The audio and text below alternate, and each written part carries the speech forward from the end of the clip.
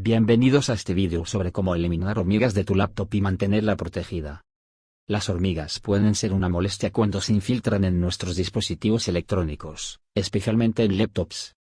En este vídeo, aprenderás consejos prácticos y seguros para deshacerte de las hormigas invasoras y prevenir futuras infestaciones. Recuerda, la limpieza adecuada y la prevención son fundamentales para mantener tu equipo funcionando sin problemas. Empecemos. 1. Cómo prevenir la aparición de hormigas en tu laptop. Antes de abordar el problema, es vital identificar cómo y por qué las hormigas se sienten atraídas hacia tu equipo. ¿Pueden infestar tu dispositivo? ¿Cómo prevenir futuras infestaciones? La prevención es la clave para evitar problemas futuros. 2. Apagar y desconectar para eliminar las hormigas. Cuando descubras hormigas en tu laptop, lo primero que debes hacer es apagarla y desconectarla de la fuente de alimentación.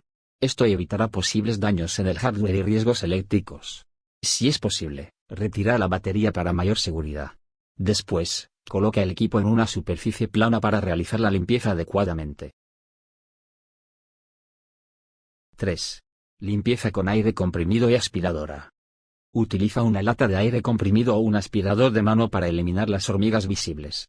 Estos métodos son seguros para tu laptop, y te ayudarán a llegar a las áreas de difícil acceso. Asegúrate de utilizar un accesorio delgado y suave para evitar daños.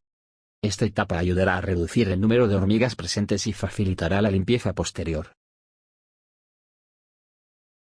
4. Limpieza con solución de agua y vinagre. Prepara una solución de agua y vinagre en partes iguales. Humedece un paño suave con esta solución, y limpia suavemente las áreas afectadas por las hormigas. Cuida de que no afecte a tu laptop. El vinagre actúa como repelente y eliminará las feromonas dejadas por las hormigas, evitando que regresen.